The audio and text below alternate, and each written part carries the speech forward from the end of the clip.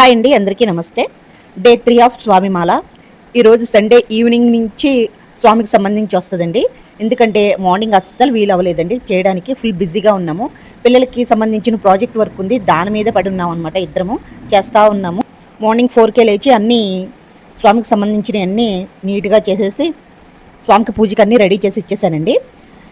తర్వాత టిఫిన్కి 30 ఇడ్లీ వేసి కోకోనట్ చట్నీ చేశాను. ఇంకా క్లిప్పింగ్స్ ఏమీ తీయడానికి కూడా ఏమీ వీలు కాలేదు.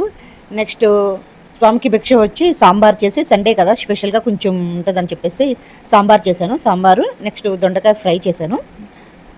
అంటే మామూలు రోజులో కొంచెం సింపుల్గానే చేస్తాను. ఇంకా సండే ఇంకా ఇంటి దగ్గర ఉంటున్నారని చెప్పేసి కొంచెం టైం ఎక్కువ పట్టే కర్రీస్ అవి చేశాను అనమాట. సండే కాబట్టి పిల్లలు ఇంటి దగ్గర ఉన్నారు కాబట్టి వాళ్ళు ఎక్కువ వాష్రూమ్కి వెళ్ళారండి. వాళ్ళకి స్నానాలు 2-3 టైమ్స్ చేయించాల్సి వచ్చింది. నాకు కూడా ఆ విధంగానే అయ్యింది. ఒక్కొక్కసారి అట్లా అవుతుంది, వాష్రూమ్కి వెళ్ళినప్పుడల్లా చేయాల్సి వచ్చింది తలస్నానము.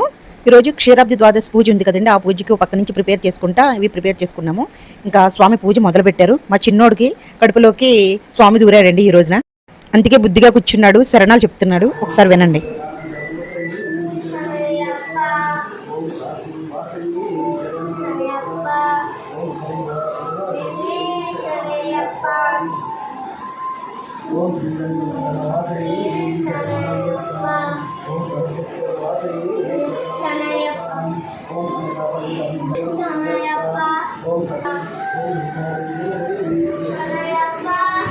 నువ్వు కూర్చోవచ్చు కదా నువ్వు కూడా.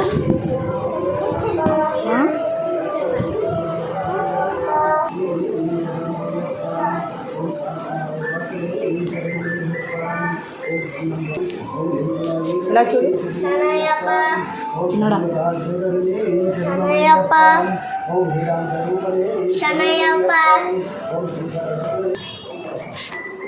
స్మైల్ ఇస్తుంటే ఎంత క్యూట్గా ఉన్నాడో చూడండి, నాకే ముద్దొచ్చేస్తుంది.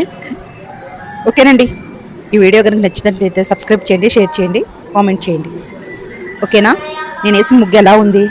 ముగ్గుతో వేస్తేనే బాగుంటుందండి చాక్ పీస్ కన్నా. అందుకనే మొన్నటి నుంచి ముగ్గుతో వేయడం మొదలుపెట్టాను. పూజ అయితే త్వరగా పూజ చేసేసుకుని 6:30-7 కల్లా మేము బయటికి వెళ్ళాల్సిన పని ఉందండి అర్జెంటుగానే, అందుకని బయటికి వెళ్ళాము. ఓకేనండి, స్వామియే శరణమయ్యప్ప.